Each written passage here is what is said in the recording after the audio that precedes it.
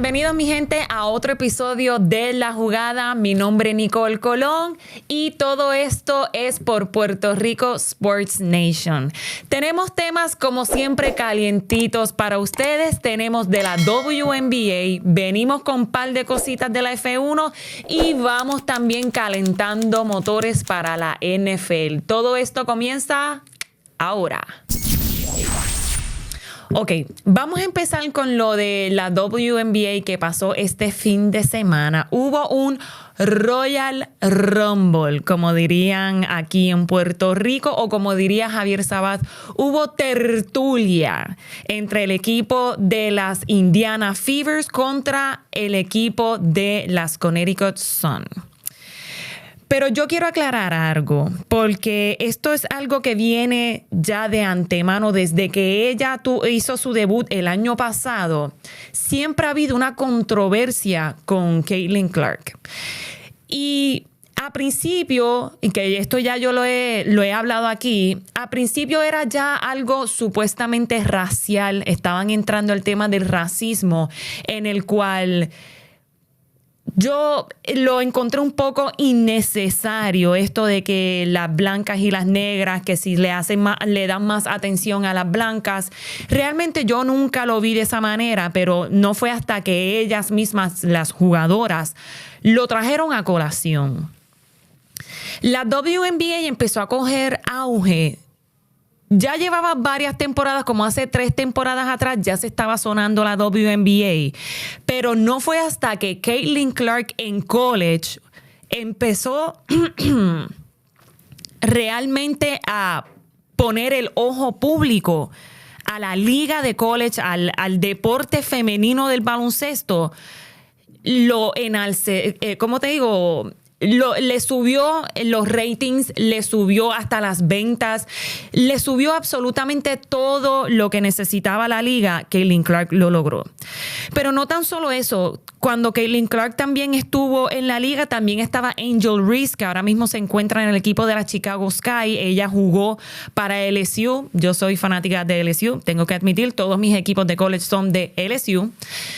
Así que yo soy fan de Angel Reese, y esto será una crítica también de parte de todo el mundo porque la toman como malcriada, o ella es una bocona y es una bocona, pero entonces en los juegos no, supuestamente no pone los números. Sí ha tenido sus struggles este año, tengo que admitir, pero con todo y eso ella sigue poniendo números. Ella en los últimos 2 juegos, en el último juego tuvo un triple double. Ella ha sido la jugadora de los juegos también. O sea, Angel Reese va calentando motores también. Pero yo sí admito que ella tiene su actitud.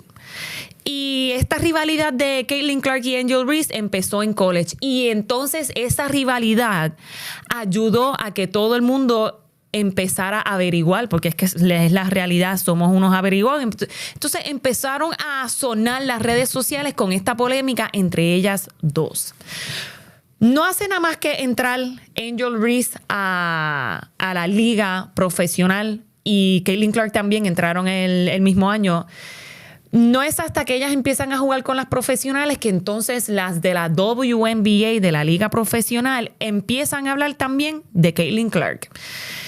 Y esto es un tema un poco sensible porque, vuelvo y repito, empezó como racismo, pero ya no se trata de racismo. Yo creo que ya es algo un poco personal contra Caitlin Clark. En este fin de semana, a principios de semana, tuvimos el juego de las Connecticut Sun contra las Indiana Fevers. Se estaban peleando para ver quién llegaba a la final del In-Season Tournament, el Commissioner's Cup.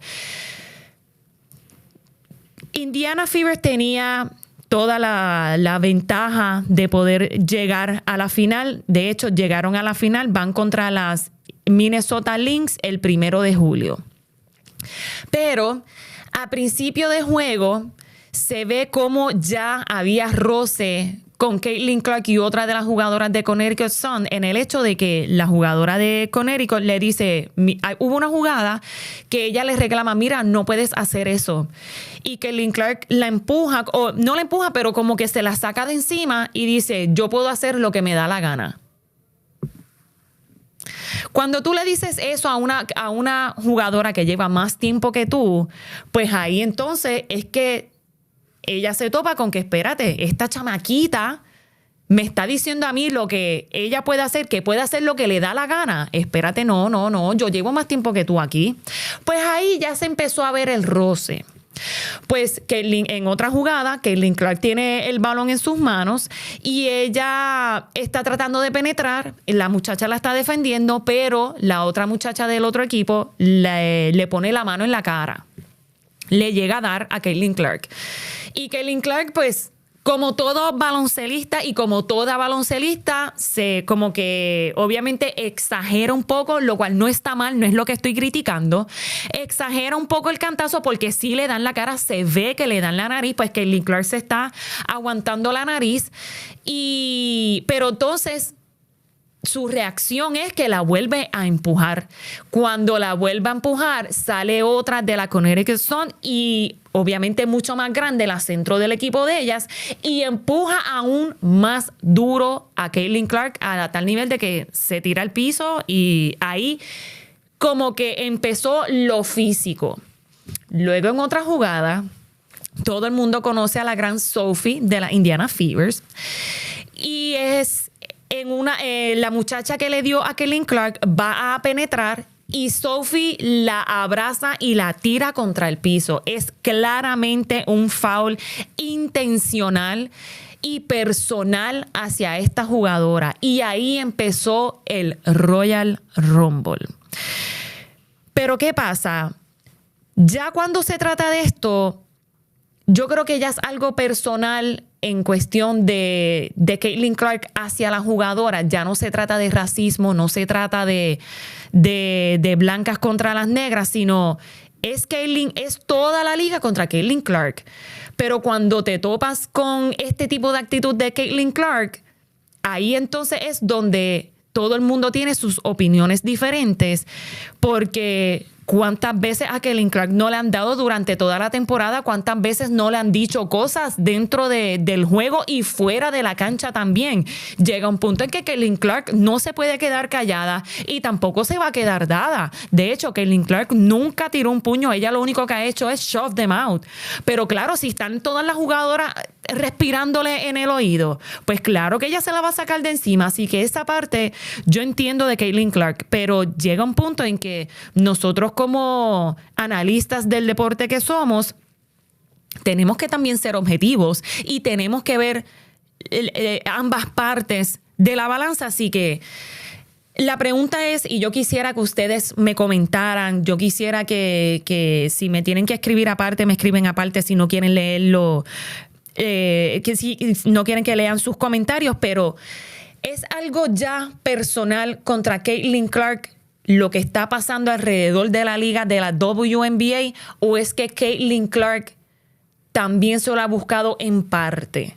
Porque yo no quiero decir o no quiero pensar que es que le tienen un poquito de envidia a Caitlin Clark, porque yo tengo que admitir que Caitlin Clark ha hecho que la liga de la WNBA esté en el mapa. De hecho, desde que Caitlin Clark está en la liga, se han llenado los juegos, se han vendido jerseys, que de hecho fue lo que pasó también con Sophie.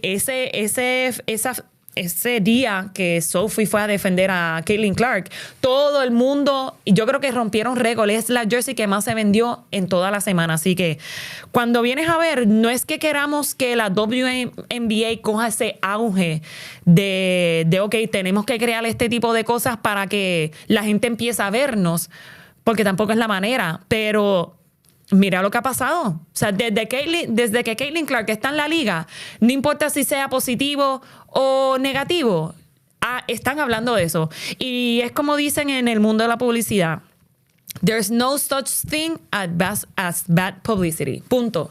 Publicidad es publicidad, están hablando bien o mal de ti, están hablando de ti. Así que eso es lo que está pasando en la WNBA. Ahora vamos con los rumores de la F1. Están corriendo por los pasillos de que Lance Stroll, del equipo de Aston Martin, es el hijo del dueño. Para la carrera anterior de Canadá no pudo correr porque se lastimó la muñeca, lo cual en el 2023, él, antes de empezar la temporada, él viene de una operación de muñeca. Pero entonces la recuperación de esa operación de la muñeca fue como que demasiado breve para lo que realmente él tenía, pero con todo y eso corrió y no hubo problema. Pues parece que esa lesión le está pasando factura 2 años después, ahora en el 2025. Para la carrera anterior para la carrera de Barcelona, hizo el quali y todo, pero a la hora de la verdad no pudo correr, así que solamente corrió Fernando Alonso, que es su compañero de equipo. Y en esta carrera del Canada Grand Prix, él decidió correr, pero no logró coger puntos, no hizo un buen debut y él le está echando la culpa a su lesión. Vamos a darle el beneficio de la duda de que sí, su muñeca le afectó tanto que no pudo guiar bien, pero yo le pregunto a ustedes y los exhorto a que me escriban sin miedo y opinen. ¿Realmente esto será una estrategia también del equipo de Aston Martin para hacer como un soft release de Lance Stroll y para que no termine esta temporada y poder traer a alguien más? Lo veo estratégicamente bien. Lance Stroll, de verdad, yo pienso que no debió ni de haber empezado esta temporada. Él está dando problemas desde el año pasado. Y junto a Fernando Alonso, pues Fernando Alonso ya está cogiendo puntos, así que cuando vienes a ver, el carro no tiene la culpa como la tenía el año pasado. Empezó un poquito, Aston Martin también empezó un poquito lento, pero dado a que Adrian Newey, que es el ingeniero del carro, ya está tocando el carro hace como 2 carreras atrás. Así que se está viendo la diferencia también del producto y de las renovaciones que está teniendo el carro. Fernando Alonso le está sacando el máximo a lo que puede, a tal nivel de que en el Canada Grand Prix, su ingeniero le está diciendo, mira, entra con cuidado a las curvas, y Fernando Alonso le dice, pero es que nosotros no estamos haciendo pruebas, esto ya es la carrera, ¿por qué me están pidiendo bajarle la velocidad? Como que hay veces que los ingenieros, los ingenieros tienen las estrategias, los ingenieros son los que están viendo los monitores, ellos son los que están viendo qué es lo que está pasando con el carro. Y los pilotos también, pero los pilotos tienen una adrenalina que hay veces que la adrenalina les nubla la visión que ellos tienen. Así que por eso es que ellos tienen los ingenieros, y los ingenieros son como los ojos de los pilotos fuera del carro. Así que cuando vienes a ver, Fernando Alonso le dice, pero es que nosotros no estamos haciendo pruebas. Así que Fernando Alonso le quiere sacar el máximo al carro de Aston Martin, lo cual lo está haciendo y está cogiendo puntos, lo cual es lo importante. Pero ¿qué pasa? Lance Stroll no, aparente y alegadamente, estos son rumores de pasillo, no va a terminar esta temporada y ya están considerando traer a Valtteri Bottas, a que lo sustituya. Pero ¿qué pasa? Valtteri Bottas, él es el piloto de reserva del equipo de Mercedes. ¿Cómo entonces ellos hacen esa transición de poder traerse a alguien de otro equipo a este equipo? Pues tienen que ver los contratos, tienen que ver el release, tienen que ver las cláusulas, todo eso. Pero si ya lo están considerando es porque se puede hacer. Así que puede que veamos que quizás no para la próxima carrera, sino la otra, como 2 carreras más. Puede que veamos a Valtteri Bottas, que es un excelente piloto. Él también estuvo en Mercedes cuando Hamilton tuvo su gloria de 7 campeonatos. El segundo piloto de todos esos campeonatos de Hamilton era Valtteri Bottas. Y él también ya está acostumbrado a un motor Mercedes, lo cual Aston Martin este año tiene un motor Mercedes. Así que si continúan este año con el motor Mercedes, pues ya Valtteri Bottas va a saber cómo manejar el carro Así que no lo veo mal. Me gusta que le estén añadiendo a ese carro de Aston Martin porque realmente tiene mucho potencial. Y Fernando Alonso es un excelente piloto como para que él se retire de la manera en que él estaba guiando el carro. Así que me gusta este combo de Valtteri Bottas con Fernando Alonso, pero hay otros rumores que claramente no son para este año y no sé si es para el año que viene tampoco. Pero hay otros rumores que aparentemente y alegadamente el motor de Aston Martin no va a ser Mercedes el año que viene, va a ser Honda. Así que si el motor va a ser Honda y ya Red Bull no va a tener el motor Honda, va a tener el motor Ford, quiere decir que puede, y esto es aparentemente, que Max Verstappen se vaya con su ex ingeniero, porque Adrian Newey estuvo en Red Bull. Así que se va a unir a su ex ingeniero. No tan solo eso, pero se va a montar en un carro que va a tener un motor que ya Max Verstappen lo conoce, que es el motor Honda. Así que estos son los rumores que puede que entonces para este año Valtteri Bottas termine la temporada con Aston Martin y para el año que viene puede que Max Verstappen se una al equipo de Aston Martin junto a Fernando Alonso. Eso está bien interesante. Yo lo quisiera ver. Yo cuando empecé a seguir la liga de F1, yo nunca he visto a Max fuera del equipo de Red Bull. Me gustaría ver que Max se desarrollara con otro ingeniero, con otro equipo, verlo con otro uniforme, verlo con Fernando Alonso, que es otro veterano, que también dice que el mejor de todos estos tiempos, en estos tiempos, es Max Verstappen. Así que verlos a ellos dos correr juntos me está bien interesante. Así que esos son los rumores que hay en la F1. Ok. Vamos a lo que vinimos de verdad. Vamos a ir calentando motores con la NFL. Pero yo lo que quiero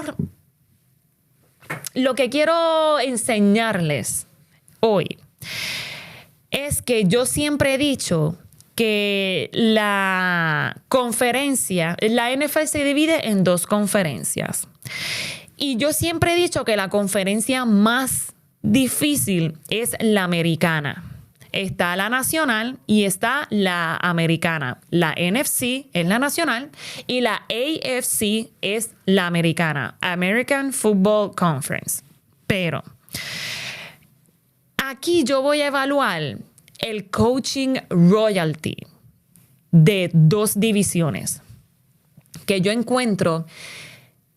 Cuando Tom Brady estaba jugando, siempre estaba la pregunta de si él estaba jugando bien gracias al coach o él estaba jugando bien gracias a él mismo. O sea, si la gloria de Tom Brady él se la debe a él mismo o si se la debe a Bill Belichick.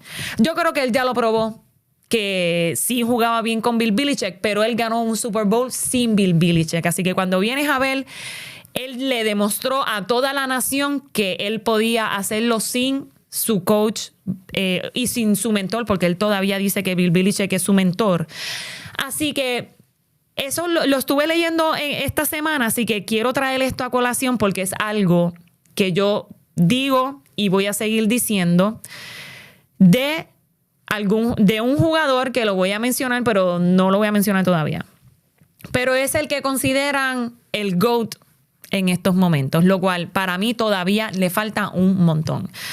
Pero realmente voy a comparar la ensalada de coaches que hay en la AFC North, que esa división se compone de los Cincinnati Bengals, se compone de los Pittsburgh Steelers, están los Browns y están los Baltimore Ravens, los Bengals, los Steelers y los Browns. ¿Por qué yo traigo esta división? Ustedes me dirán, pero Nicole, los Browns son una porquería.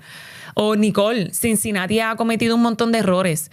Porque cuando vienes a ver, Jim Harbaugh, que es el de los Ravens, tiene Super Bowl ganado con Joe Flacco. El coach Mike Tomlin es uno de los coaches que no importa qué jugadores él tenga, siempre llegan a playoff. Y eso es mucho decir en la NFL, llegar a playoff, porque no... por lo menos en NFL es difícil. Digo, en todos los deportes es difícil llegar a la playoff. Pero el hecho de que Mike Tomlin, con lo poco que tiene, con todo y eso hace el trabajo, eso es puro coaching, mi gente. Y lo vimos el año pasado, que tuvo 2 quarterbacks, lo cual los 2 no eran los mejores. Y con todo y que lo criticaron por sacar puso a Russell Wilson a jugar y sacó a Justin Fields. Con todo y eso llegaron a playoff. Así que el trabajo se hizo en cuestión de coaching. También tenemos a los Bengals. Ay, los Bengals. Zac Taylor no es un mal coach, mi gente. Lo que pasa es que no teníamos el defensive coordinator que necesitábamos el año pasado. Eso es lo único que tengo que decir. Y el coach de los Browns, Kevin Stefanski, pues logró casi lo impensable, o sea, hacer los Browns relevantes y peligrosos en algún momento. El año pasado no fue, pero cuando sacaron a Joe Flacco del sofá, que por lo menos llegaron a playoff. Así que cuando vienes a ver, los coaches de la NFC North sí han hecho su trabajo. Mike Tomlin lleva 17 temporadas al frente de los Steelers. O sea, lleva 17 temporadas en los Steelers. Es el coach que más tiempo lleva en el equipo de esa división. Tiene un Super Bowl en su vitrina y en ningún año con récord perdedor. Él siempre ha tenido winning record, mi gente. Y eso no es normal. Eso lo hace un coach elite. Porque vuelvo y repito, no importa con qué jugadores él tenga, él va a hacer el trabajo. Y tenemos también a John Harbaugh, el líder de los Ravens desde el 2008, tiene un Super Bowl ganado, múltiples generaciones de jugadores y un sistema que siempre compite. Los Ravens siempre han sido un equipo que molestan en esa conferencia de la Americana, así que tenemos que echarle flores a John Harbaugh. También tenemos a Zac Taylor, que es el de los Cincinnati Bengals, quien convirtió a los Bengals de Cenicienta a contendedores. Eso obviamente también tiene que ver mi nene Joe Burrow, pero vuelvo y repito, Zac Taylor no es un mal coach. Tenemos también a Kevin Stefanski, quien logró hacer a los Browns relevantes y peligrosos en algún momento. No podemos contar el año pasado, pero dado a que los Browns también están... ¿cómo les digo? Los Browns han reclutado, hicieron un buen draft este año. Yo creo que este año podemos medir si realmente Stefanski es el coach que todos estamos esperando. Porque sí, todavía le hace falta un poquito más a los Browns, pero yo creo que él puede manejar el equipo con lo que tiene. Yo creo que ellos no deberían de tener un losing record tan exagerado. Lo que pasa es que la división tampoco está la división no está fácil. Así que en conjunto, la AFC North representa liderazgo firme, longevidad y respeto ganado con hechos. ¿Sabe? Yo creo que el año pasado, no, el anterior, era la división más difícil de toda la liga. Simplemente que el año pasado las defensas de los Bengals y de los Browns como que aflojaron un poquito. Pero si este año vuelven a reclutar o vuelven a hacer el trabajo que habían hecho, yo creo que nadie puede decirme de seguro que los Ravens van a llegar que van a ganar esa división. Puede que sí, puede que haya gente que diga, Nicole, obviamente los Baltimore Ravens van a ganar esa división. Pero yo no sé si estoy hablando con el corazón o estoy hablando realmente que yo tengo esperanzas de que por lo menos los Steelers y los Cincinnati Bengals, así como lo escuchan, los Cincinnati Bengals, vengan a hacer el trabajo, porque ya los Bengals probaron la ofensiva el año pasado. Yo necesito que este año vengan a probar la defensiva. Y ya tomaron cartas en el asunto. Ya los Bengals votaron a todo su coaching staff y reclutaron gente nueva. Así que quizás los jugadores no tengan los contratos todavía, pero yo necesito que por lo menos Hendrickson, que fue el líder de sacks el año pasado, le tengan un contrato para ya. Los demás pues tienen que apretar. Pero si tú tienes al mejor defensive end de la liga, ¿cómo tú no le vas a dar un contrato a él? Es algo que todavía yo no me explico. La gente me dice, Nicole, pero ellos hicieron un buen trabajo porque por lo menos aseguraron su ofensiva. Firmaron a todos los que tenían que firmar. T. Higgins le extendieron el contrato, Ja'Marr Chase le pagaron la funda, obviamente está Joe Burrow, también firmaron al tight end, pero con todo y eso, yo tengo mis dudas. Yo hubiese preferido que no firmaran a T. Higgins, por más bueno que él sea. Sí, T. Higgins es buenísimo, realmente es muy bueno, pero lo voy a comparar, y esto es una loquera, pero si ustedes quieren escribirme que estoy loca, estoy loca. Pero Joe Burrow es como Tom Brady, no importa qué receiver tú le pongas en su ofensiva, él le va a tirar la bola en las manos, punto y se acabó. Así que sí ayuda el hecho de que T. Higgins esté en el equipo para tener el mismo núcleo del año pasado, que funcionó y se probó. Pero entonces volvemos a lo del año pasado, que no vamos a tener una defensiva, así que ¿qué vamos a hacer? Nos quedamos sin defensiva para nosotros meter 40 puntos, pero el otro equipo nos mete 41 puntos. Tampoco es así. Así que, nada, con eso los dejo por lo menos con la AFC North. Vamos para la AFC West, mi gente. Esto está medio complicado. La West se compone de una dinastía ofensiva y nombres de peso. Los nombres que hay en esta división están complicados y les voy a explicar por qué. Empezamos con Andy Reid. Andy Reid es la cabeza del equipo de los Kansas City Chiefs. 3 veces campeón del Super Bowl con Patrick Mahomes, una mente ofensiva que cambió el juego moderno. No tan solo eso, pero él también tiene un Super Bowl con los Philadelphia Eagles. O sea que Andy Reid en la NFL como tal tiene 4 campeonatos. 1 con los Eagles y 3 con los Kansas City Chiefs. Por eso es que yo a Patrick Mahomes, Patrick Mahomes es una bestia, él es un caballo. Él está literalmente hecho de habilidades que estamos viendo en esta era de la NFL. Y yo pienso que esta era, se puede decir que esta es la era de Patrick Mahomes. No le llegó a ganar a Tom Brady, así que yo no sé por qué siguen diciendo que él es mejor que Tom Brady.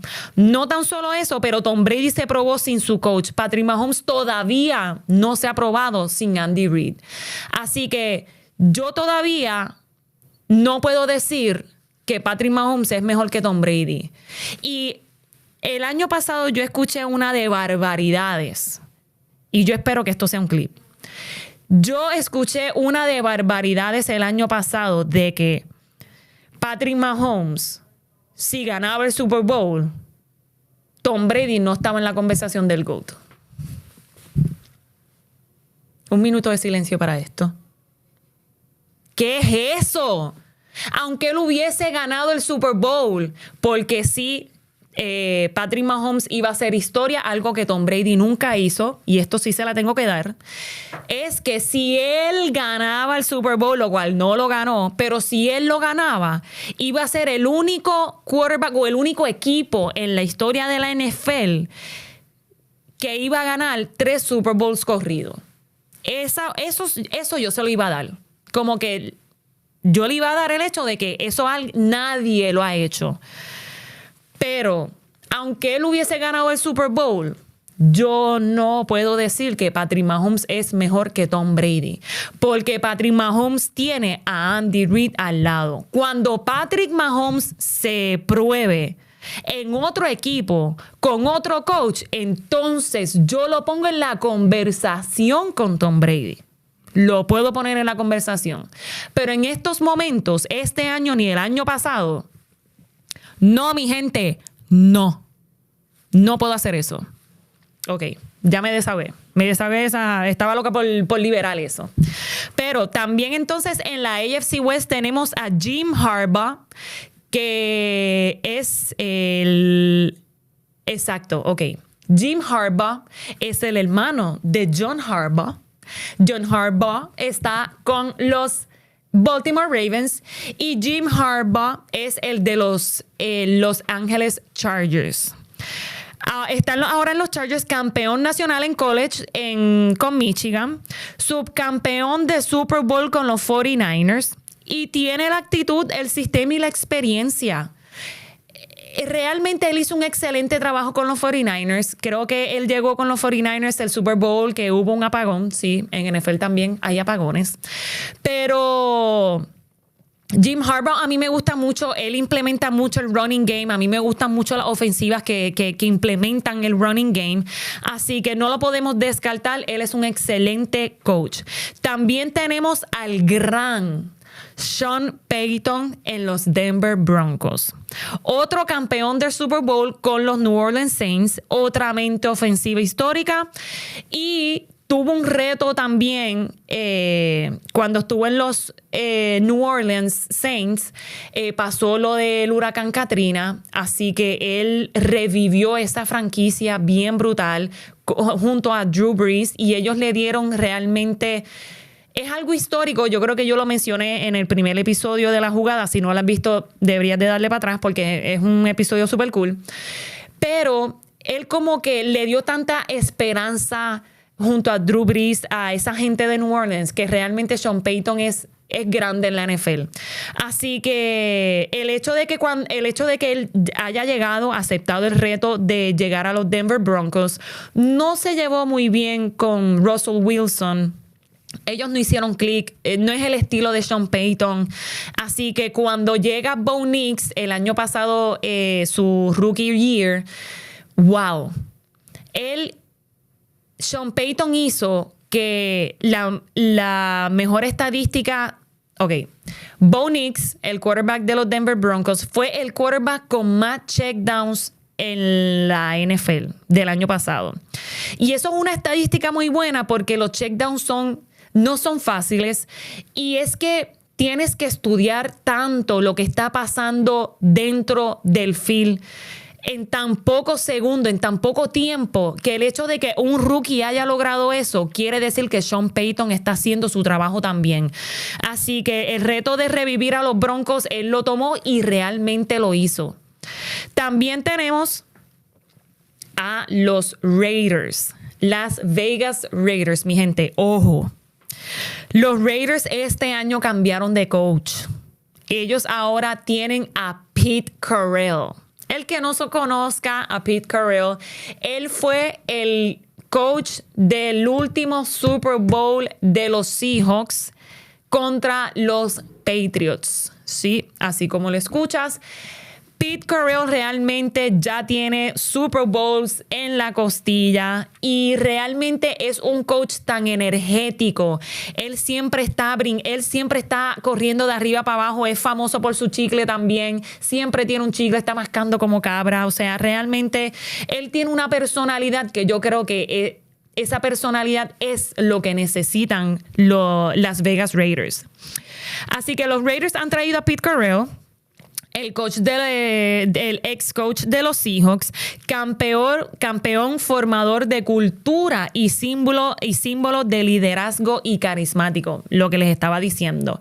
La energía que trae ese hombre a los equipos, a las ofensivas, la confianza que él también le brinda a los quarterbacks, va a hacer que este equipo de los Raiders, que no estaban ni en la página el año pasado, esta vez ellos van a estar más que en la página. Ellos van a estar en una división que ellos se van a hacer sentir. Así que Kansas City Chiefs no la tiene muy cómoda este año. Esa división de la AFC West promete, mi gente. Realmente prometen. Así que la AFC West se siente como un salón de fama por todos estos nombres grandes de coaches. No tan solo eso. Pete Carroll ya ha coachado también a Marshawn Lynch, que todo el mundo conoce quién es Marshawn Lynch. El que no lo conozca, busquen videos de Marshawn Lynch. Él es una bestia, o sea, si tú le pones una pared de cemento de frente, él va a romper esa pared y te va a seguir corriendo la bola como un loco. Así de bueno es Marshawn Lynch, y Pete Carroll tuvo la oportunidad de poder coacharlo a él, así que el hecho de que hayan reclutado también a Ashton Jeanty en el draft fue increíble. Yo pienso que este equipo de los Raiders con Brock Bowers, que es de tight end, el año pasado también hizo un excelente trabajo. De hecho, Brock Bowers como rookie, y él está como rookie tight end, tuvo números como receivers veteranos. Así que este equipo está en el ojo. Este equipo promete, mi gente, el equipo de los Raiders. La AFC West, con 4 coaches increíbles, promete. Yo pienso que una de las divisiones más difíciles, si es que no es la más difícil de toda la NFL. El próximo episodio yo voy a traer entonces datos sobre la NFC. Voy a estar acompañada, no voy a decir de quién, pero voy a estar acompañada. Así que con eso los dejo en el programa de hoy, La Jugada por Puerto Rico Sports Nation.